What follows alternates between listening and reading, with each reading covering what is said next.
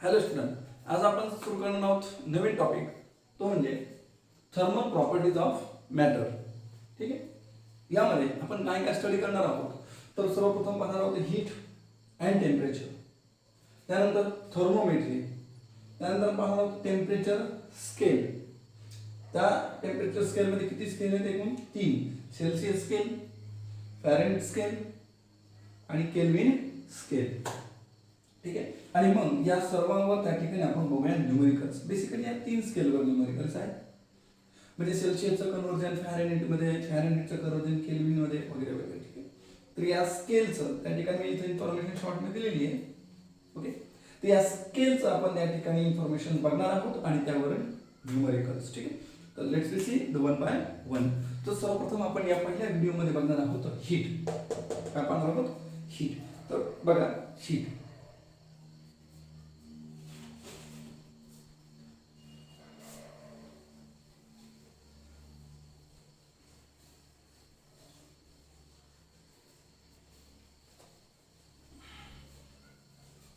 आता पहा हीट काय आहे. तर हीट त्या ठिकाणी आपण काय म्हणतो, it is a form of energy.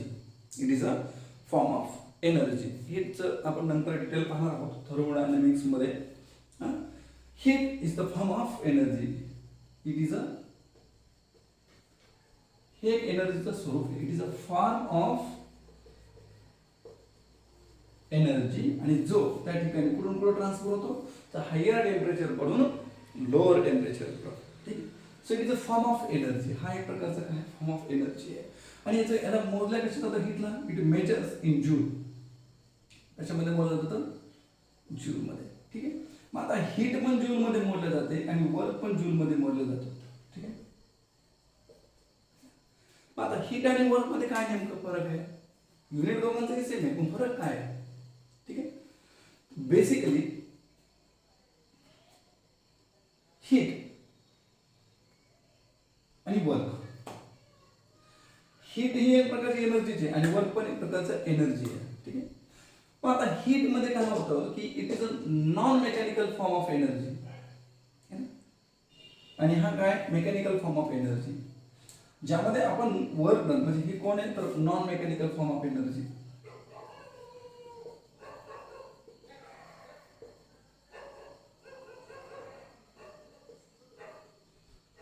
आणि हे आहे मेकॅनिकल फॉर्म ऑफ एनर्जी.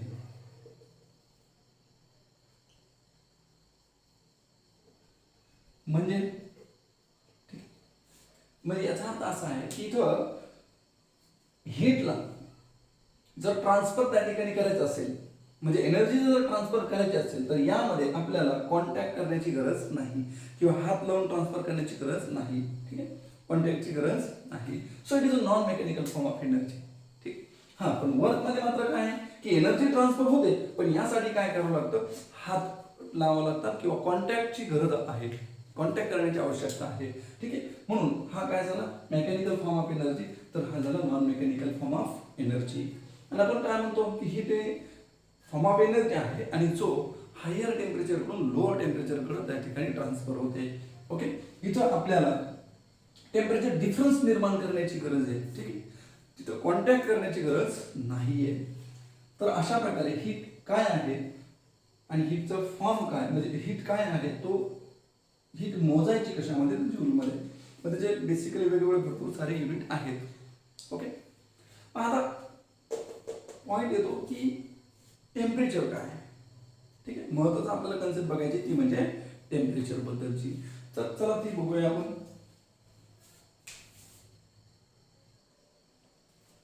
तर बघा आपण पाहणार आहोत आता टेम्परेचर. टेम्परेचर आता टेम्परेचर काय आहे, तर एखादी वस्तू किती गरम आहे किंवा किती थंड आहे, किती प्रमाणात गरम आहे किंवा किती प्रमाणात थंड आहे, हे सांगणं म्हणजे काय टेम्परेचर. म्हणून त्या ठिकाणी त्याला आपण म्हणतो की सुरुवातीच्या काळामध्ये या ठिकाणी टेम्परेचरला कसं प्रकारे डिफाईन केलं होतं. ठीक आहे. तर सुरुवातीच्या काळामध्ये टेम्परेचरला म्हटलं गेलं की it is a degree of hotness and coldness. एखादी वस्तू किती प्रमाणात गरम आहे आणि एखादी वस्तू किती प्रमाणात थंड आहे. सो काय, so it is a degree of hotness and coldness. ठीक आहे, it is a degree of hotness and coldness सुरुवातीच्या काळामध्ये. पण हे जरा त्या ठिकाणी नंतर थोडंसं मनामध्ये प्रश्न निर्माण करणार होतं, क्वेश्चन मार्क त्या ठिकाणी निर्माण करणार होतं की असं कसं. ठीक आहे, कारण प्रत्येकाला एखादा समजा व्यक्ती आहे आणि एखादं छोटं बाळ आहे, एखादी गोष्ट त्या छोट्या बाळाला ती खूप गरम लागल, तिची फिलिंग एखाद्या छोट्या बाळाला समजा एखादी वस्तू आहे त्यावर हात ठेवला, त्याला एखादी वस्तू कदाचित खूप गरम लागल. त्याच वस्तूवर जर समजा मोठ्या व्यक्तीने हात ठेवला तर कदाचित ती तेवढी गरम लागणार नाही किंवा तेवढी गरम वाटणार नाही किंवा तेवढी फिलिंग येणार नाही जी फिलिंग छोट्या बाळाला आली. आणि म्हणून कुठंतरी त्या ठिकाणी असं त्या क्वेश्चन मार्क निर्माण होतो की हे एवढी परफेक्ट डेफिनेशन नाहीये. मग कालांतराने याच्यावर स्टडी करण्यात आला, बरेचसे सायंटिस्ट आले, सेल्सिअस असेल, केल्विन असेल, ठीक आहे, फॅरेनहीट, आणि मग यांनी याच्यावर स्टडी करण्याचं काम त्या ठिकाणी सुरू केलं. आणि मग SI स्टँडर्डनुसार ह्या टेम्परेचरची डेफिनेशन पण बदलण्यात आली. आणि मग केल्विन वरून ह्या टेम्परेचरची डेफिनेशन त्या ठिकाणी बदलण्यात आली. तर बघा, मग नंतरच्या काळामध्ये ह्या टेम्परेचरला नेमकं काय म्हणण्यात आलं है ना. सुरुवातीच्या काळामध्ये टेम्परेचर म्हणजे नेमकं काय, किंवा हे जे टेम्परेचर आहे, दिस टेम्परेचर इज डिपेंड्स ऑन, काय म्हणतात आपण, temperature is depends on kinetic energy of molecule. म्हणजे समजा एखादं गरम पदार्थ आहे, म्हणजे याचा अर्थ काय होतो की जेवढी कायनेटिक एनर्जी जास्त तेवढं टेम्परेचर जास्त. आता कायनेटिक एनर्जी जास्त म्हणजे त्याची व्हेलॉसिटी पण कशी असणार आहे, मग जास्त है ना. म्हणजे याचा अर्थ असा की एखाद्या बॉडीला त्या ठिकाणी जर समजा आपण हीट दिली आणि जर त्या बॉडीची स्टेट चेंज झाली नाही, म्हणजे त्या बॉडी सॉलिड आहे, सॉलिडला हीट दिली, ते सॉलिडच असेल, तर त्या बॉडीची चेंज होणार टेम्परेचर. ओके, पण त्या बॉडीमध्ये असणाऱ्या पार्टिकलची काय चेंज होईल. समजा एखादी बॉडी आहे, त्याला आपण हीट दिली, तर त्या बॉडीमध्ये असणारे जे मॉलिक्युल्स आहेत, समजा या बॉडीमध्ये बघा इथे अशा मॉलिक्युल्स, याला आपण हीट दिली, ह्याचं स्वरूप बदललं नाही, ह्याचं स्टेट बदललेलं आहे, आणि आपण ह्याला काय दिली, हीट दिली, तर थोडक्यात या ठिकाणी याचं काय वाढत जाईल, टेम्परेचर. कसं कळालं, तर बघा काय सांगण्यात आलं की ह्या मॉलिक्युलची काय वाढेल, कायनेटिक एनर्जी, म्हणजे काय वाढेल, काय व्हेलॉसिटी. मग आपण जर असा हात ठेवला तर ही मॉलिक्युल असं त्या ठिकाणी व्हायब्रेट होईल, कम्स इन व्हायब्रेशन्स, हा व्हायब्रेट होईल. आता आपण जर असा हात ठेवला तर हा मॉलिक्यूल काय होईल, समजा आता हा हात आहे, हा मॉलिक्यूल आहे, हा मॉलिक्यूल आपण हीट दिलेली आहे, हा मॉलिक्यूल व्हायब्रेट होतो. हा जेवढ्या जोरात हीट करेल आपल्या हाताला तेवढं सेन्सेशन आपल्याला भेटेल, आणि जेवढं जास्त सेन्सेशन याचा अर्थ तेवढं जास्त टेम्परेचर. हा मॉलिक्यूल जेवढ्या जोरात व्हायब्रेट होईल, जेवढ्या फास्ट व्हायब्रेट होईल, याचा अर्थ तेवढं याचं टेम्परेचर काय होईल, जास्त. आपण असा हात ठेवला तर ही मॉलिक्यूल ह्या हाताला काय जाऊन काय करलं, असं हीट करून, ठीक आहे. मग जेवढा जास्त हीट करेल तेवढं त्याचं काय असणार आहे, जास्तीचं टेम्परेचर असणार आहे, असं त्या ठिकाणी म्हणण्यात आलं. So this temperature is directly proportional to kinetic energy. Temperature directly proportional to kinetic energy and temperature is directly proportional to that means velocity. कारण हा व्हायब्रेट करतात. मग जेवढा जोरात तो हीट करेल, समजा हा बोर्डवर मी हात ठेवला, ह्या बोर्डाच्या मॉलिक्यूल जेवढ्या जोरात व्हायब्रेट होत असतील तेवढ्या जोरात माझ्या हाताला काय करतील, हीट करतील, आणि तेवढ्या जोरात त्या ठिकाणी मला किंवा तेवढं जास्त मला त्या ठिकाणी फिलिंग येईल किंवा त्याचं मला सेन्सेशन येईल, है ना. तर तेवढं जास्त त्या ठिकाणी मी काय समजेल की टेम्परेचर या बॉडीचं कसं आहे, जास्त आहे. पण फिजिक्समध्ये कॅल्क्युलेशनची फार आवश्यकता आहे, किंमत ही फार आवश्यक आहे ना. आणि मग SI स्टँडर्डनुसार टेम्परेचरला त्या ठिकाणी आपण काय म्हणतो की it is a physical quantity. नंतर काय म्हणण्यात आलं, मग फिजिकल क्वांटिटी, ती पण कोणती, मायक्रोस्कोपिक. कारण हे पार्टिकल व्हायब्रेट होतात, हे काही जोरात व्हायब्रेट होत नाही, मग खूप small. So that means it is a microscopic physical quantity. ही कोणती क्वांटिटी आहे, मग मायक्रोस्कोपिक फिजिकल क्वांटिटी है ना. Temperature is a physical quantity temperature is a physical quantity. आणि नंतरच्या काळामध्ये काय करण्यात आलं, समजा एक ही बॉडी आहे, ही एक बॉडी आहे, ह्या दोन बॉडीला जोडण्यात आलं तर असं निदर्शन होतं की हीट या बॉडीकडून ए कडून पुढे चालली बी कडे. आणि मग ठरवण्यात आलं की हीट ए कडून बी कडे चालली. मग असं ठरवण्यात आलं की या एच टेम्परेचर जास्त आहे आणि बी चे टेम्परेचर कमी आहे. ठीक आहे. पण टेम्परेचरला काय डिसाइड केलं की हायर टेम्परेचर कडून हीट कुठे चालली, लोअर टेम्परेचर कडे. म्हणजेच असं समजण्यात आलं की हीट कोण आहे, फिजिकल क्वांटिटी आहे. आणि ते काय शो करते, तर ते शो करते त्या ठिकाणी हीटची डायरेक्शन. हीटची काय शो करते, डायरेक्शन है ना. So what is temperature. मग नंतर समजण्यात आलं की temperature is a physical quantity which shows the direction of transfer of heat. Which shows the direction of transfer of heat. ठीक आहे. नंतरच्या काळामध्ये त्या ठिकाणी टेम्परेचरला म्हणजे so temperature is what, temperature is a physical quantity which shows the direction of transfer of heat. ठीक आहे. लक्षात.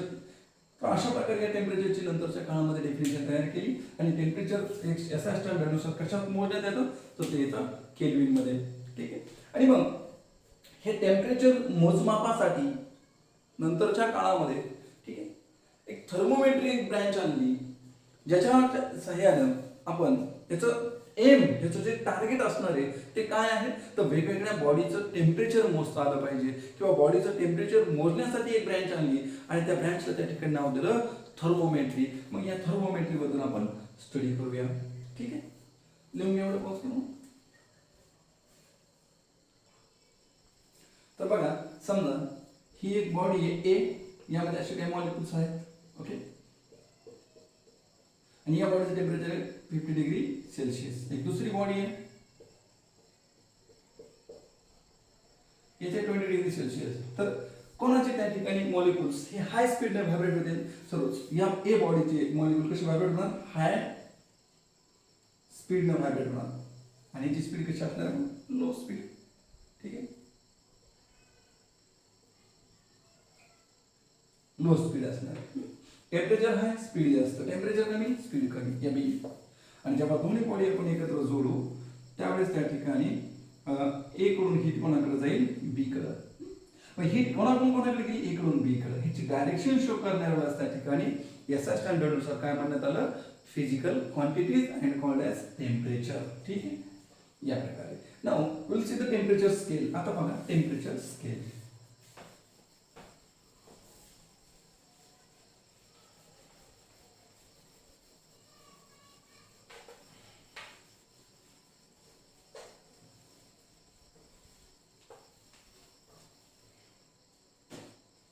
Temperature scale.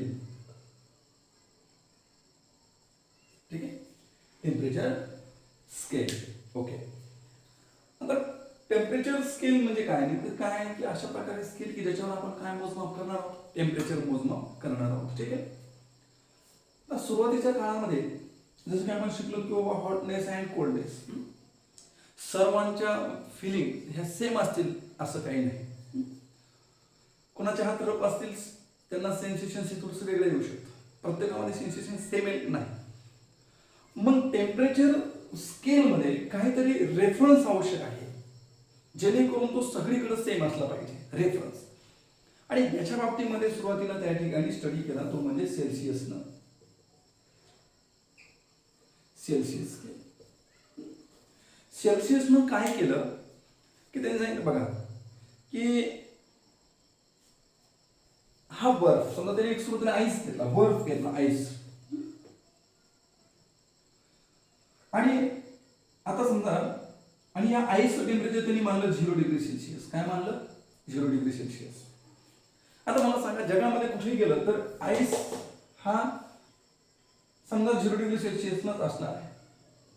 आणि या आईसवर हात ठेवल्यानंतर जी फिलिंग भेटणार आहे ती जगामध्ये सगळ्यांना कशी भेटणार आहे, सेम. मग बऱ्याच जणांना प्रश्न केला होता, त्यांनी नंतर काय केलं, उकळतं पाणी बॉइलिंग वॉटर घेतलं. कोणतं घेतलं? बॉइलिंग वॉटर, किंवा आपण म्हणू स्टीम पॉइंट. कोणता पॉइंट? Steam point. आणि हे जे आहे फ्रीजिंग वॉटर म्हणजेच आईस. बॉइलिंग वॉटर म्हणजे स्टीम पॉइंट. मग वॉटरचा जो बॉइलिंग पॉइंट आहे त्याने तो किती घेतला, तर तो घेतला 100 डिग्री सेल्सिअस. उकळत्या पाण्यात हात घातल्यानंतर जी फिलिंग आहे जगामध्ये सगळीकडं पाणी सेम टेम्परेचरला उकळणार आहे. वॉटरचा स्टीम पॉइंट सगळीकडं सेम असणार आहे, या वॉटरचा बॉइलिंग पॉइंट सगळीकडं सेम असणार आहे. म्हणून ह्या फ्रीजिंग पॉइंटवर किंवा आईसवर हात ठेवला, जे सेन्सेशन आलं ते भारतातही तेवढंच येईल, जे अमेरिकेत गेल्यानंतरही तेवढंच येईल. आणि बॉइलिंग वॉटर म्हणजे स्टीम पॉइंट म्हणजे उकळत्या पाण्यामध्ये हात घातल्यानंतर जे भारतात सेन्सेशन येणार आहे तेच US मध्ये पण येणार आहे. ठीक आहे. म्हणजे एक स्टँडर्ड, एक रेफरन्स त्या ठिकाणी त्या सुरुवातीच्या काळामध्ये सेल्सिअसना आपल्या समोर मांडण्यात आला. ठीक आहे. आणि त्याच अनुसार त्यांनी काय बनवली, एक स्केल बनवली, एक थर्मोमेट्री बनवली, त्याच्यावर पण एक मार्किंग केली. ठीक आहे. थर्मोमेट्री कशा प्रकारे बनवली सेल्सिअसनं, तर बघा ती एक स्केल बनवली, that is measure to measure the temperature, and that scale we can say the thermometry also. एक स्केल त्यांनी बनवली. या स्केल मध्ये नंबरिंग दिली. सुरुवातीला त्या ठिकाणी ह्याला दिलं 0 डिग्री सेल्सिअस. हा जो पॉइंट आहे हा कोण आहे, तर या ठिकाणी आपण म्हणू आईस पॉइंट, आईस किंवा freezing point of water, freezing point of water. आणि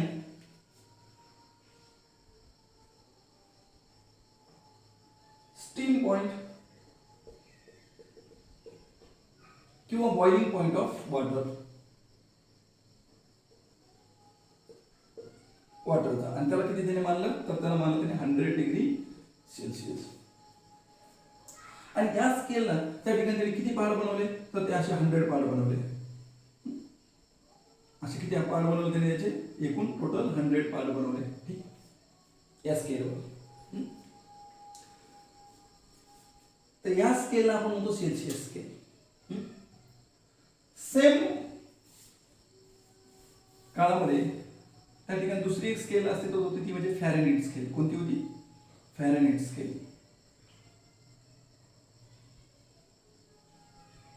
स्पेलिंग जरा त्या ठिकाणी थोडीशी वेगळी आहे, जरा डिफरंट आहे, थोडीशी ही लक्षात ठेवायची स्टुडंटने. ठीक आहे, काळजीपूर्वक बघा. Fahrenheit scale.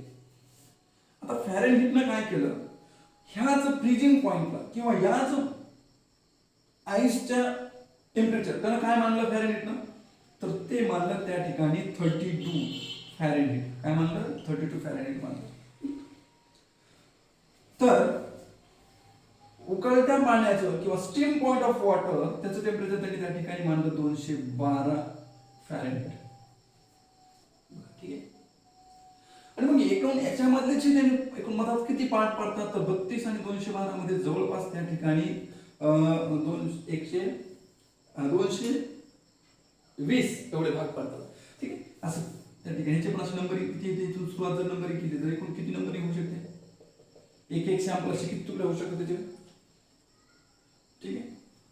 अशा प्रकारे म्हणजे एक फॅरेनहीटचं सॅम्पल किती होणार आहे, जसं 32 फॅरेनहीट 212 फॅरेनहीट. मग एक फॅरेनहीट सॅम्पल किती बनवू शकतो, एक फॅरेनहीटचं सॅम्पल, तर तेवढं बनवू शकतो.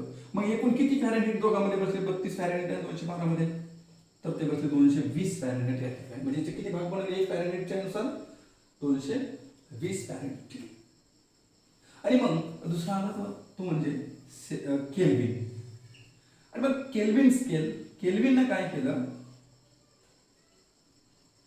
याच फ्रीजिंग पॉइंट ऑफ वॉटरला, ठीक आहे, याच फ्रीजिंग पॉइंट ऑफ वॉटरला त्या ठिकाणी त्यांनी सांगितले की 273 डिग्री सेल्सिअस.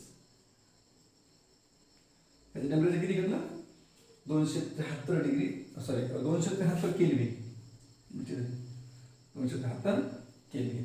आणि ह्याच स्टीम पॉइंट ऑफ वॉटर किंवा बॉइलिंग पॉइंट ऑफ वॉटरला टेम्परेचर किती माना म्हणला बॉइलिंग पॉइंट ऑफ वॉटरचं, तर तो मला 373 केल्विन. ठीक आहे. मग 273 आणि 373 मग 1 केल्विन किती, तर एकूण 1 केल्विननुसार किती भाग पडतील, तर 100 केल्विन एवढे या ठिकाणी 100 भाग पडतील याचे असे 100 भाग पडतील असे. ठीक आहे, लक्षात घ्या. ही कोणती केल्विन स्केल, ज्यामध्ये फ्रीजिंग पॉईंट म्हणजे आईसचं टेम्परेचर किती मानलं, ज्या स्केलमध्ये 273 केल्विन, आणि बॉइलिंग पॉईंट ऑफ वॉटर किती मानलं, 373 केल्विन. फॅरेनहीटमध्ये आईसचं टेम्परेचर किती मानलं, 32 फॅरेनहीट. तर बॉइलिंग पॉईंट ऑफ वॉटरचं टेम्परेचर किती मानलं, 212 फॅरेनहीट. ठीक आहे. हे सेल्सिअसनं आईसचं टेम्परेचर किती मानलं, 0 डिग्री सेल्सिअस. तर स्टीम पॉईंटचं किती मानलं, 100 डिग्री सेल्सिअस. ठीक आहे. तर ह्या झाल्या मेनली स्केल. आता प्रश्न पडतो की यांचं कन्वर्जन. आता कन्वर्जन माहित करण्यासाठी किंवा कन्वर्जन करण्यासाठी हे आपल्याला एक माहिती असणं आवश्यक आहे. काय की किती सेल्सिअस हा किती फॅरेनहीट एवढा आहे. समजा मी या ठिकाणी हे टेम्परेचर एक फॉर एक्झाम्पल या लेवलला इथपर्यंत लिक्विड आलं, इथून इथपर्यंत लिक्विड आलं. जर या लिक्विडच्या ह्या टेम्परेचरला मी सेल्सिअस सी म्हणलो, तर ह्या इथपर्यंत फॅरेनहीटमध्ये मी काय म्हणलं, समजा एफ. मग सी एवढं टेम्परेचर हे फॅरेनहीटमध्ये किती असेल, किती फॅरेनहीटच्या बरोबरीचं असेल. म्हणजे एवढे sample is equal to this, he height. म्हणजे याच्यामध्ये जेवढे तुकडे आहेत, जेवढे पार्ट आहेत, जेवढे भाग आहेत कट केलेले, तेवढे याच्यामध्ये किती येईल, म्हणजे एवढे भाग एवढे. म्हणजे याचा अर्थ किती डिग्री सेल्सिअस हे किती फॅरेनहीट एवढं असेल, हे जर माहित असेल तर कन्वर्जन करायला अगदी सोपं जाईल. मग हे कन्वर्जन करण्यासाठी काय केलं बघा, काय तर एक लक्षात घ्या, 0 डिग्री सेल्सिअस आणि 100 डिग्री सेल्सिअस मधले जेवढे पार्ट आहेत ते कोणा एवढे आहेत, 32 फॅरेनहीट आणि 212 फॅरेनहीट मधले पार्ट एवढे. म्हणजे 0 डिग्री सेल्सिअस आणि सी एवढ्या पार्ट मधले जेवढे भाग आहेत तेवढे किती पार्ट एवढे आहेत, 32 फॅरेनहीट आणि एफ यामध्ये. ठीक आहे. आणि मग या कन्वर्जन मध्ये काय केलं तर लक्षात घ्या बघा, 100 डिग्री सेल्सिअस आणि 0 डिग्री सेल्सिअस मध्ये किती भाग आहेत, तर 100 मायनस 0, जे उत्तर येईल तेवढे भाग. ओके. तसं 212 आणि 32 मध्ये किती भाग आहेत, आपण लिहू शकतो 212 मायनस 32 हे फॅरेनहीट मध्ये. तसं याच्यामध्ये पण लिहू शकतो आपण की यामध्ये जेवढे भाग आहेत तेवढे याचे एवढे असेल. ठीक आहे. म्हणजे काय करणार तुम्ही, C minus 0 degree Celsius upon F minus 32 Fahrenheit, असे आपण कॅल्क्युलेशन करू शकतो. याच्यामध्ये पण चेंजेस करू शकतो, ही इकडे नाही, ही इकडे नाही. ठीक आहे. आणि मग काय येऊ शकतो, सो असे येऊ शकतो F minus 32 Fahrenheit upon 212 Fahrenheit minus 32 Fahrenheit म्हणजे किती येईल, 220 फॅरेनहीट. ओके. ठीक आहे. 180, हा 180 Fahrenheit is equal to C minus 0 degree Celsius म्हणजे सी अपॉन किती येणार मग, 100 डिग्री सेल्सिअस 0 डिग्री सेल्सिअस म्हणजे किती येणार, 100. ठीक आहे. अशा प्रकारे त्या ठिकाणी येऊ शकतो. तर हे कन्वर्जनचा आपल्याला काय मिळतो, फॉर्म्युला. ह्याला हा फॉर्म्युला आपण दुसऱ्या पद्धतीने निर्माण करू शकतो, क्रिएट करू शकतो. तो कसा, तो बघा ग्राफिकल रिप्रेझेंटेशन नुसार तो कसा करायचा ते पहा. ठीक आहे. हाच फॉर्म्युला आपण दुसऱ्या मेथडने पण काढू शकतो. ठीक आहे. तर एवढं पॉज करून लिहून घ्या आणि मी पुढचं तुम्हाला सांगतो ग्राफिकल रिप्रेझेंटेशन नुसार. जर का समजा आपण फॅरेनहीट स्केल मध्ये आणि सेल्सिअस स्केल मध्ये ग्राफ ड्रॉ केला, म्हणजे या ऍक्सिसवर, ठीक आहे, आपण काय घेतलं, फॅरेनहीट स्केल घेतली आणि इकडे कोण घेतलं, सेल्सिअस स्केल घेतली. आता 0 डिग्री सेल्सिअसला जे टेम्परेचर आहे आईसचं तेच फॅरेनहीट मध्ये किती आहे, 32 डिग्री फॅरेनहीट. ओके. 100 डिग्री सेल्सिअसला जे आहे टेम्परेचर वाढत चाललं, फॅरेनहीटचं पण काय होत जाईल, वाढत जाईल ना. टेम्परेचर 0 डिग्री सेल्सिअस वाढत चाललं, फॅरेनहीटचं पण वाढत जाईल. समजा हे 100 डिग्री सेल्सिअस, हा थोडंसं वर घ्यायचं. ठीक आहे. तर फॅरेनहीटचं त्या ठिकाणी काय असेल, जेव्हा 100 डिग्री सेल्सिअस असेल तेव्हा फॅरेनहीटचं किती आहे, तर ते आहे 212 फॅरेनहीट. ठीक आहे. म्हणजे त्यावेळेस ग्राफ जर दोघांमध्ये काढायचा तो जवळजवळ असा ग्राफ येईल. ओके, लक्षात घ्या. मग जर 6 डिग्री सेल्सिअसला किती फॅरेनहीट असेल तर 6 डिग्री सेल्सिअसला त्या ठिकाणी आपण मानू F फॅरेनहीट. किती? F फॅरेनहीट या ठिकाणी तर 6 डिग्री सेल्सिअस एवढं टेम्परेचर असेल तर त्यावेळेस फॅरेनहीट मध्ये किती असेल तर ते आपण मानलं F. ठीक आहे, बस त्यांचे रिलेशन्स आपण करू शकतो. सो लॉ ऑफ सिमेट्रीनुसार ठीक आहे आपण हा छोटा वाला ट्रायंगल घेऊ शकतो एवढं.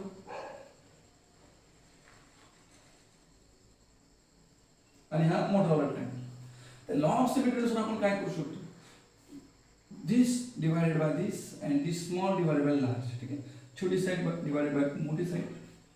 लॉ ऑफ सिमेट्रीनुसार मग काय करू शकतो? दिस साइड स्मॉल ट्रायंगल ही साइड बरोबर ही साइड भागिले. ठीक आहे, मग ही साइड किती येणार? एवढं पार्ट किती येणार लक्षात घ्या.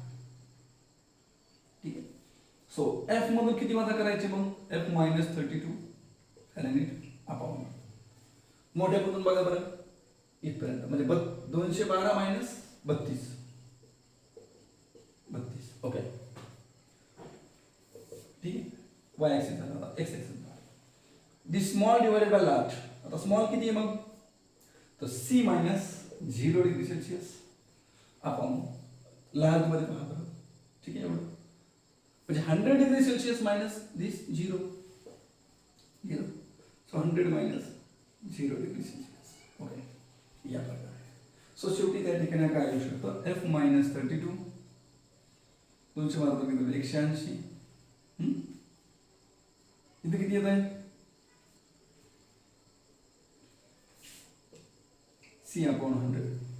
ओके, असे 0 0 कॅन्सल म्हणजे शेवटी आलं F -32 अपॉन 9 बरोबर C/5. So this is a formula for conversion of Fahrenheit to Celsius किंवा सेल्सिअस टू फॅरेनहीट. लक्षात नाही सगळ्यांच्या. तर हा फॉर्म्युला त्या ठिकाणी यूज करून आपल्याला याचे न्यूमेरिकल्स सॉल्व्ह करायचे. ठीक आहे, मग यामध्ये अजून एक लक्षात ठेवायचं काय तर बघा एवढा जो भाग आहे किंवा हा जो भाग आहे हा एक प्रकारचा कॉन्स्टंट भाग आहे. ठीक आहे, म्हणजे इथं काय होणार आहे पहा. ज्याची रिडिंग आपल्याला घ्यायची आहे reading point minus freezing point त्यानंतर boiling point minus freezing point यांची जी किंमत असणार आहे ती कशी येणार आहे? नेहमी कॉन्स्टंट येणार आहे. ठीक आहे, म्हणजे आपण असं सांगू शकतो काय? So reading minus ice point किंवा आपण त्या ठिकाणी फ्रीजिंग पॉइंट पण म्हणू शकतो. Freezing point divided by boiling point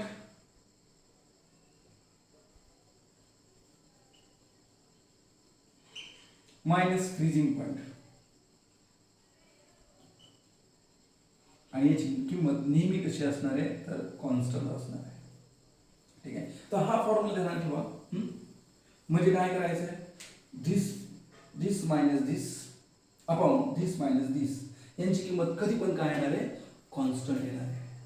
लक्षात असू द्या. ठीक आहे, तर एवढे कॅल्क्युलेशन त्या ठिकाणी किंवा याची जी बघा C -0 divided by 100 minus 0 100 divided 100 minus 0 is equal to F minus 32 divided by 212 upon minus 32. म्हणजे C मधून C minus 0 भागिले 100 minus 0 is equal to F minus 32 divided by 212 minus 32. तर हे त्या ठिकाणी लक्षात ठेवायचं. कोणत्याही कन्वर्जन तुम्हाला करता आलं पाहिजे. So this is a formula to converting Fahrenheit into Celsius और सेल्सिअस इनटू फॅरेनहीट. ठीक आहे, सो आता आपण पाहूया conversion of Celsius into Kelvin किंवा केल्विनचं फॅरेनहीट मध्ये हेही आपल्याला आलं पाहिजे. मी तुम्हाला तेही त्या ठिकाणी सांगतो. ठीक आहे, एवढं लिहून घ्या. बघा आता पुढचं कन्वर्जन.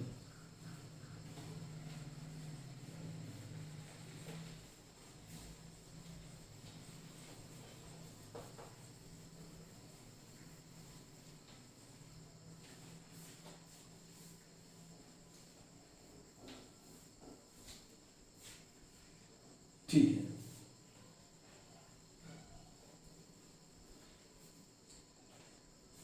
सेल्सिअस इंटू कोणामध्ये करायचं आपल्याला, सेल्सिअस इंटू केल्विन किंवा केल्विन इंटू सेल्सिअस यांचं, म्हणजे मी काय घेतो इथं केल्विन स्केल घेतो. ही कोणती स्केल आहे, सेल्सिअस स्केल आहे. ठीक आहे. आता केल्विन स्केल मध्ये 0 डिग्री सेल्सिअस म्हणजे बॉइलिंग पॉईंट म्हणजे आईसचं जे टेम्परेचर आहे ते किती मानलं, 273 केल्विन. ठीक आहे. आणि स्टीम पॉईंटचं किती मानलं, 373 केल्विन. तर याच्या कन्वर्जन करण्यासाठी मी तुम्हाला एक फॉर्म्युला सांगितला होता. तो म्हणजे कोणता, तर तो मी सांगितला होता काय, तर बघा रीडिंग मायनस त्या ठिकाणी फ्रीजिंग पॉइंट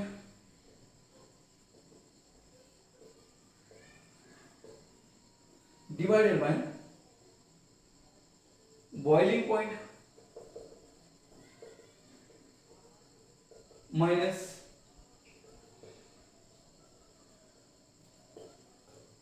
फ्रीजिंग पॉइंट. आणि याची किंमत नेहमी कशी येते, कॉन्स्टंट येते. कशी येते, कॉन्स्टंट येते. लक्षात असू द्या कोणत्याही स्केलमध्ये. म्हणजे यांचे त्या ठिकाणी ती किंमत घेतली ती किती येणार, कॉन्स्टंट जी यांची. ठीक आहे. म्हणजे ते कसं करता येईल बघा. आता reading point of this Celsius मध्ये काय C minus 0 degree Celsius, this is the freezing point, divided by steam point boiling point 100 minus freezing point 0 degree Celsius. Okay, is equal to इथं बघा आता ह्याला आपण केल्विन म्हणू के. सो रीडिंग पॉइंट सेल्सिअसला C होते या पॉइंटला, तर त्याच पॉइंट इथे काय मानलं, केल्विन. म्हणजे हे सी बरोबर कोणाच्या एवढं आहे, के च्या. सो सी म्हणजे रीडिंग पॉइंट केल्विन मध्ये काय आहे, के मायनस बॉइलिंग पॉइंट किती आहे, 273 केल्विन अपॉन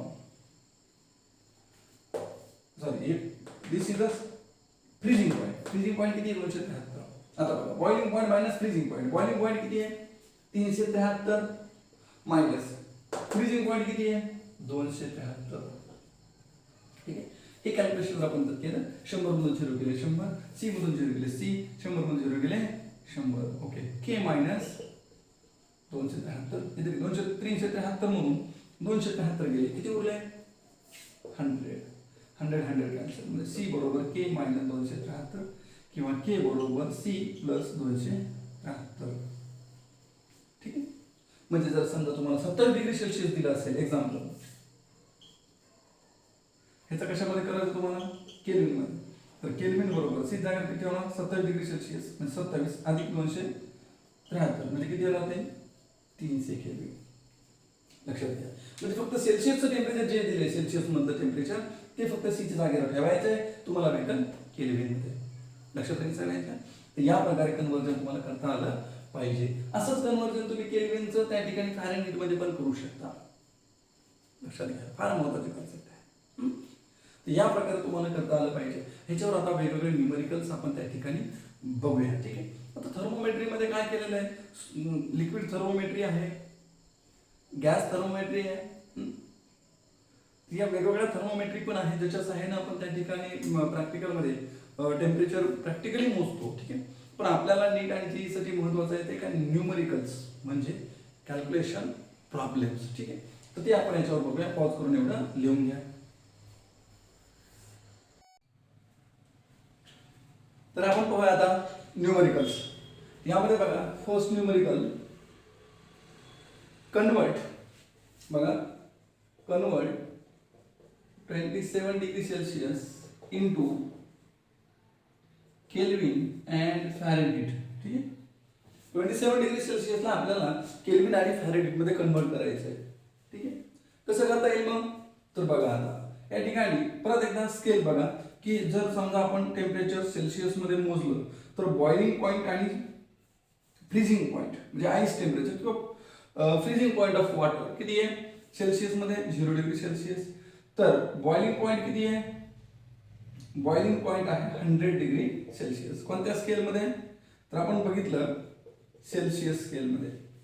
ठीक आहे. हेच का जर आपण त्या ठिकाणी बघितलं, हा कोणता पॉइंट आहे मग, फ्रीजिंग पॉइंट, हा बॉइलिंग पॉईंट. ओके. फॅरेनहीट मध्ये बघितलं तर हे किती temperature 32 Fahrenheit. Okay. Boiling point of water किती आहे? ठीक आहे 212 फॅरेनहीट. ओके. आणि केल्विन मध्ये जर बघितलं so freezing point of water in Kelvin scale. ठीक आहे. ही कोणती त्या ठिकाणी तर फॅरेनहीट. ओके. ही कोणती येतं केल्विन स्केल मध्ये 273 हा झाला त्याचा फ्रीजिंग पॉईंट वॉटरचा केल्विन स्केल मध्ये. तर तेच बॉइलिंग पॉईंट किती असेल तर 373. ओके. आता आपल्याला सर्वप्रथम त्या ठिकाणी कशामध्ये रूपांतर करायचं आहे केल्विन मध्ये. थर्मोन्यूमेरिकल आपण थेअरी मध्ये बघितलंच आहे की केल्विन बरोबर सेल्सिअस प्लस 273. ठीक. मग आता मला सांगा सेल्सिअस मध्ये किती टेम्परेचर आहे 27 प्लस 273 म्हणजे किती झालं 300 केल्विन. कशामध्ये झालं हे केल्विन मध्ये किती 300 केल्विन. ठीक. चला तर सेकंड वन. आता या 27 डिग्री सेल्सिअसचं रूपांतर कशामध्ये करायचंय फॅरेनहीट मध्ये. कसं करता येईल तर बघा या ठिकाणी मी तुम्हाला सांगितलं होतं की समजा हा जर सेल्सिअस मध्ये हा पॉईंट सी असेल तर हा फॅरेनहीट मध्ये काय म्हणू आपण एफ. मग यामध्ये आपण काय म्हणलो त्या ठिकाणी reading minus freezing point divided by boiling point minus freezing point आणि याची किंमत काय येते कॉन्स्टंट. मग ती कोणत्याही स्केल मध्ये असू दे या स्केल मध्ये असू दे या स्केल मध्ये असू. ठीक आहे. मग आता सेल्सिअस मध्ये त्या ठिकाणी बघा सी मायनस फ्रीजिंग पॉईंट किती आहे 0 डिग्री सेल्सिअस. बॉइलिंग पॉईंट किती 100 मायनस फ्रीजिंग पॉईंट किती आहे 0. ओके. आता हेच फॅरेनहीट मध्ये. चला बरं फॅरेनहीट मध्ये रीडिंग किती आहे एफ मायनस फ्रीजिंग पॉईंट किती आहे 32. ओके. डिवाइड बॉइलिंग पॉईंट किती आहे 212 मायनस फ्रीजिंग पॉईंट किती आहे 32. ठीक. आता कॅल्क्युलेशन्स करू शकता. सो सी ची किंमत किती दिलेली आहे 27 डिवाइडेड बाय 100. ओके. न्यूमेरिकल मध्ये बघा सी ची किंमत किती डिग्री सेल्सिअस. सेल्सिअस मध्ये किती टेम्परेचर आहे 27 डिग्री सेल्सिअस. 27 इकडे काय उरलं एफ मायनस 30 212 मधून 32 गेले किती उरले 180. यांचं जर आपण कॅल्क्युलेशन्स केलं तर हे 18 इकडे मल्टिप्लाय येते. म्हणजे ऍक्च्युअली या ठिकाणी आन्सर काय आहे बघा 27 into 18 divided by 10 is equal to F minus 32. आता काय करू शकता या 10 ने भाग किती येणार 27 इंटू 1.8 इज इक्वल टू इकडे काय आपलं मायनस 32 मायनस वाला इकडे आलं काय प्लस म्हणजे एफ ची किंमत किती आली 27 इंटू 1.8 प्लस 32. ठीक. त्याचं कॅल्क्युलेशन त्या ठिकाणी करून घ्या. जे काय कॅल्क्युलेशन ते तुमचं काय असणार आहे आन्सर. म्हणजे डिग्री सेल्सिअसचं रूपांतर त्या ठिकाणी आपण कशामध्ये केलं फॅरेनहीट मध्ये केलं. कशामध्ये केलं फॅरेनहीट मध्ये. लक्षात घ्या. ठीक आहे. तर फार महत्त्वाचं त्या ठिकाणी कन्व्हर्जन तुम्हाला लक्षात आले फॉर्म्युले जर लक्षात आले तर तुम्ही वेगवेगळे त्या ठिकाणी प्रॉब्लेम सॉल्व्ह करू शकता. तर एवढं लिहून घ्या. यामध्ये आता नीट आणि जेई लेवलचे प्रॉब्लेम याच्यावर कसे येतात याबद्दल आपण डिस्कशन करूया.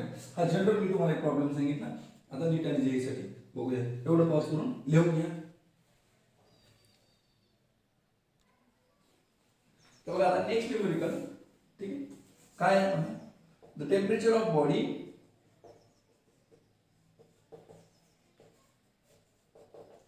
इज त्या ठिकाणी बघा temperature of the body is 60 degree Celsius. Temperature of body is 60 degree Celsius. Then its value in Kelvin scale is. त्या ठिकाणी तुम्हाला व्हरायटी ऑफ ऑप्शन त्या ठिकाणी दिले जातील.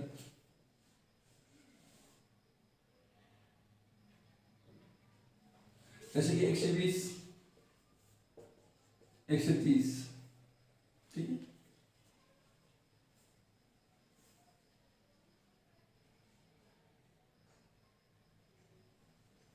It will in Fahrenheit in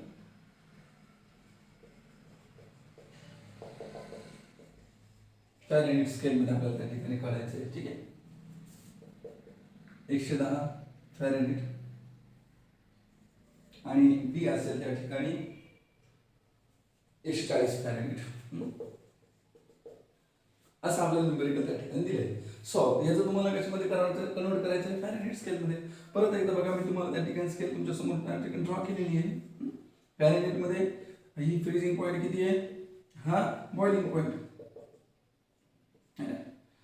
तर लक्षात घ्या, सेल्सिअस मध्ये हा किती आहे 0, हा किती आहे 100. ओके, हा किती 32. तर हा बॉइलिंग पॉईंट किती आहे फॅरेनहीट मध्ये, तर तो आहे 212 फॅरेनहीट. ओके, समजा हा जर सी असेल तर हा किती असेल एफ. तर आपल्याला एफ ची किंमत काढायची सांगितली आहे. कशी करणार बरं तुम्ही, तर परत एकदा लक्षात घ्या, reading minus freezing point upon boiling point minus freezing point is equal to, परत या ठिकाणी ते statement, reading minus freezing point that is a, याची किंमत काय असते कॉन्स्टंट, बस सगळ्यांच्या किमती ठेवाय. सी मायनस फ्रीजिंग पॉइंट किती आहे सेल्सिअस मध्ये 0, boiling point in Celsius 100 minus freezing point in Celsius 0 is equal to. आता त्या ठिकाणी कुठे चला फॅरेनहीट स्केल मध्ये, फॅरेनहीट स्केल मध्ये रीडिंग किती आहे एफ, फ्रीजिंग पॉइंट किती आहे -32 डिवाइडेड बाय बॉइलिंग पॉइंट किती आहे 212 मायनस फ्रीजिंग पॉइंट किती आहे 32. ठीक, that's it. So in this way, and the given in the problem, the given value of Celsius is 60 degree. So put here 60 upon 100. That's it. ठीक है. So F minus 32 हे किती येणार बरं 180 0 0 cancel. ठीक आहे, हे पण कॅन्सल. म्हणजे 18 into 6 F minus 32. ठीक आहे, मायनस मध्ये काय काय मग प्लस, म्हणजे F इज इक्वल टू. ठीक आहे, आणि मग याचे कॅल्क्युलेशन त्या ठिकाणी तुम्ही करू शकता.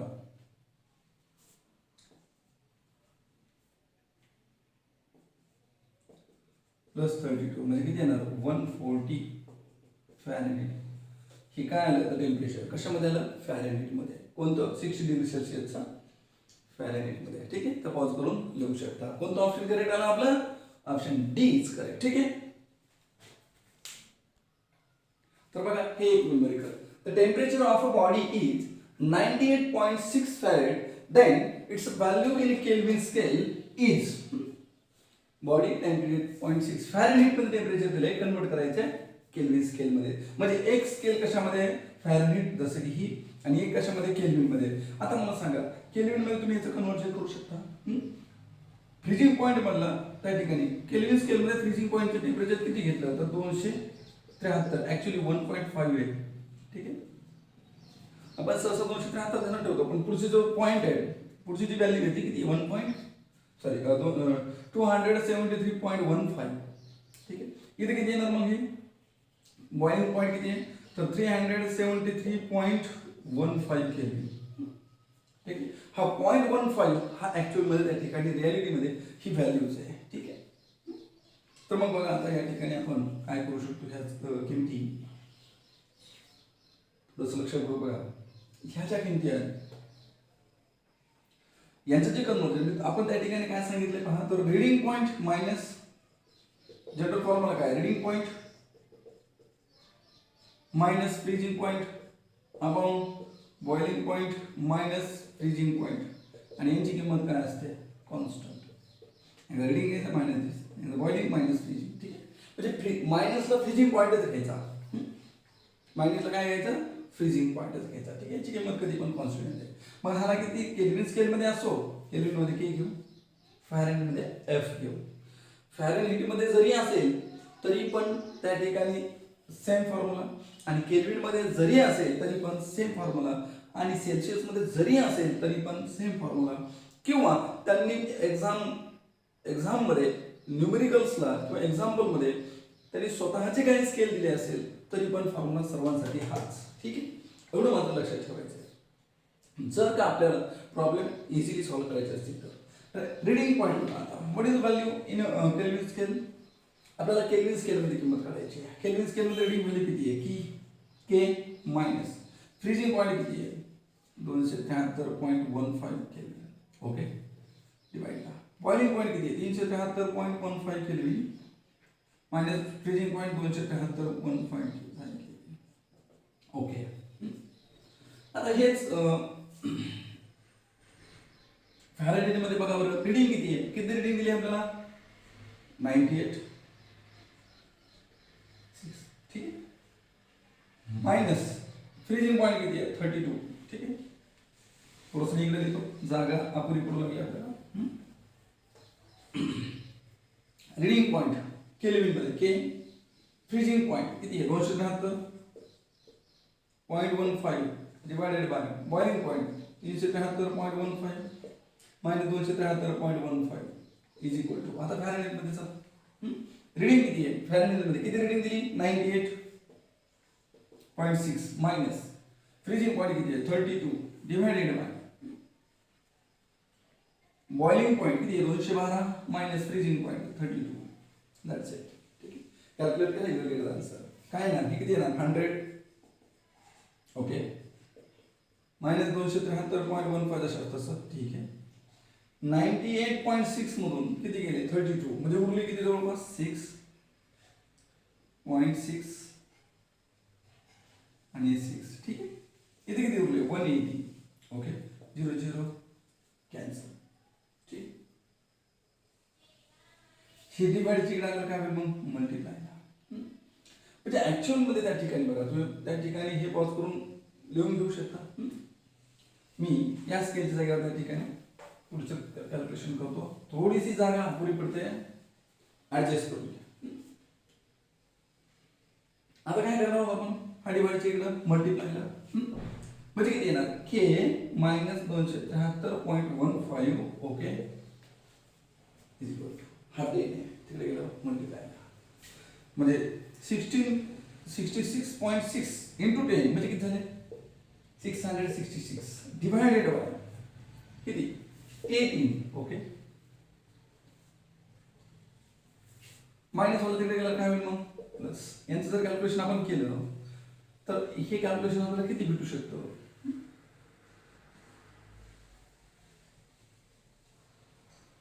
म्हणजे त्या ठिकाणी 9 जर आपण डिवाइड केलं तर किती येणार आहे 2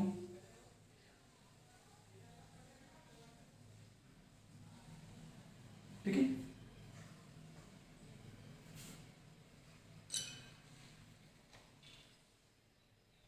किंवा आपण बघा या ठिकाणी 9 किंवा 18 पण डायरेक्ट तुम्ही कॅल्क्युलेशन्स करू शकता. डायरेक्ट 18 जरी केलं तरी तुम्हाला भेटतं 9 केलं तरी पण त्या ठिकाणी आपल्याला कॅल्क्युलेशन भेटू शकतं कारण यांचा जो आहे हे 18 आणि ह्याचं पण 9 म्हणजे 9 ठीक आहे डिवाइड किंवा भाग जाऊ शकतो. तुम्ही 9 जर दिलं त्या ठिकाणी 9 18 ठीक आहे इकडे किती येणार बघा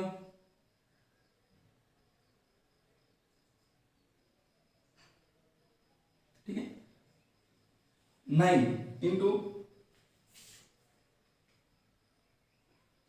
63 येईल की नाही 963 मध्ये तुम्ही भाग दिला तर त्या ठिकाणी तर किती येणार ते 7 ओके इथं पहा हे येणार 7 उरले किती 3 म्हणजे किती येणार 474 ठीक आहे डिवाइडेड बाय किती 2 आणि हे मायनस वाले इकडे आले काय होईल मग प्लस 273.15 ठीक आहे. आता तुम्ही दोन्ही त्या ठिकाणी आपण जर भाग दिला तर किती येतो बरं 2 3 14 बरं 115 ॲडिशन केली किती येणार कॅल्क्युलेशन बघा दिलेल्या ऑप्शन्स पैकी येते ठीक आहे तुझं calculations you will get the answer ठीक आहे. बघा कॅल्क्युलेशन करून बघा आला का आन्सर किती येतं ठीक आहे. तर बऱ्याच जणांचं आन्सर हे आलं पहा 310.15 केल्विन बरोबर आहे पण आन्सर काही मॅच होत नसेल बरेच जण कन्फ्युजनमध्ये असेल पण त्या ठिकाणी त्यासाठी राऊंड ऑफ मेकॅनिझम तुम्हाला माहिती असणं आवश्यक आहे 5 followed by the non zero numbers म्हणजे याचा अर्थ असा आहे की याच्या आधीचा जो एक जी किंमत आहे हे आपण कितीने वाढवू शकतो? 1 न. म्हणजे 1 ला ह्या 5 ला जर आपण ड्रॉप केलं त्याची किंमत 1 न वाढवू शकतो. म्हणजे किती येणार? राउंड ऑफ मेकॅनिझम नुसार, ठीक आहे, 2 होणार. सो आन्सर शुड बी किती येत आहे? 310.2 kelvin. So which option is correct? Option A is correct. ठीक आहे, पॉज करून लिहून घ्या. तर बघा आता या न्यूमेरिकल मध्ये the mercury thermometer, the ice point is mark as 10 degree and the steam point is mark 130 degree. ठीक आहे, म्हणजे एक बघा एक मर्क्युरी थर्मोमीटर आहे, ठीक आहे, ज्याच्यामध्ये आइस पॉइंट कशाने मार्क केलेला आहे? तर तो केलेला त्या ठिकाणी 10 डिग्रीनं. आणि बॉइलिंग पॉइंट कशाने मार्क केले? समजा हा बॉइलिंग पॉइंट आहे, तो केलेला आहे त्या ठिकाणी 130 डिग्रीनं. ओके, आणि आपल्याला पाहिजे आन्सर कशामध्ये? जेव्हा मग यामध्ये बघा 40 डिग्री सेल्सिअस टेम्परेचर असेल तेव्हा, म्हणजे सेल्सिअस मध्ये टेम्परेचर मध्ये आपण सेल्सिअस स्केल कन्वर्ट करू शकतो, सेल्सिअस स्केल. ठीक आहे, ही काय मर्क्युरी स्केल म्हणून आपण, आणि काय त्या ठिकाणी तर सेल्सिअस स्केल म्हणून. यामध्ये आइस पॉइंट किती घेतला आहे? 0 डिग्रीनं. आणि बॉइलिंग पॉइंट किती घेतला आहे? 100 डिग्री. ठीक आहे, मग याची रिडिंग किती असेल? याची रिडिंग आपल्याला त्या ठिकाणी कॅल्क्युलेट करायची आहे.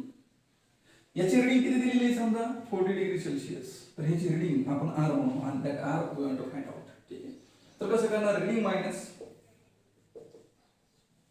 Minus freezing point upon boiling point minus freezing point, म्हणजे 130 minus 10 is equal to reading minus freezing point 40 minus 0. ठीक आहे, boiling point minus freezing point म्हणजे 100 मायनस 0. ओके, कॅल्क्युलेशन करा किती येणार? सो आर मायनस 10 हा बॉल किती येणार? 120. ठीक, इकडे किती येणार बरं? 40 डिवाइडेड बाय 100. काय करू शकतो आपण या ठिकाणी? हे 0 0 कॅन्सल. इथे किती उरले? 2 आणि हे 5. 120 इकडे हा 5 इकडे आणा. काय होईल मग? तसं जर केलं तर 5 इकडे आणले तर 5 इंटू आर 5R. ठीक आहे, 5 इंटू 10 50, 2 इंटू 120 140, मायनस 50 पलीकडे गेला काय होईल? Plus 140 plus 50 190. 5R is equal to 190. So R is equal to 190 divided by 5. ठीक आहे, किती येणार बरं? सो हे येणार त्या ठिकाणी 190 0 डिवाइडेड बाय हे 5. So what should be the value of this R? Calculate करू शकतो.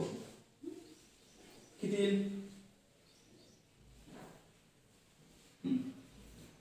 5 3 15. किती उरले? 4 45 33 38 degree. So which option is correct? Something going wrong. 38 degree. ठीक है, answer 58 degree. So now it becomes 38 degree. Option D is correct. लिहून घ्या एवढं. Sir या ठिकाणी बिग मिस्टेक झालेली आहे. 140 120 into 2 240 होत आहे. ठीक आहे, फार मोठी मिस्टेक झालेली आहे. 240 म्हणजे 240 या ठिकाणी प्लस 50 म्हणजे 290. हां, मग किती येणार आहे बरं? 25 म्हणजे 58 degree. So this is correct 58 degree. ठीक आहे, एवढं करेक्शन करून घ्या, बरेच मिस्टेक झाली. ठीक आहे, so D option is correct 58 degree. काय मिस्टेक लक्षात आलं सगळ्यांच्या? लिहून घ्या. बघा आता या क्वेश्चन मध्ये त्या ठिकाणी 2 टेम्परेचर स्केल दिला आहे, ज्यामध्ये ए आणि बी आर रिलेटेड बाय या फॉर्म्युल्यामध्ये. आणि पुढे प्रश्न विचारला त्या ठिकाणी पहा, at which temperature 2 scale have the same reading. म्हणजे त्या ठिकाणी या 2 स्केल मध्ये कोणत्या टेम्परेचरच्या वेळेस दोघांची रिडिंग कशी येईल? सेम. समजा आपण ए आणि बी या दोघांची किंमत किती समजूया? सेम म्हणजे टी. सो आपण काय समजूया? या स्केल मध्ये ए ची किंमत टी आहे आणि बी ची किंमत पण टी आहे. म्हणजे टी या टेम्परेचरला दोघांच्या रिडिंग कशा आहेत? सेम आहे. ठीक आहे, असं आपण समजूया. म्हणून त्या ठिकाणी ए जागेवर आपण काय लिहू शकतो? टी. Consider at T. ठीक आहे,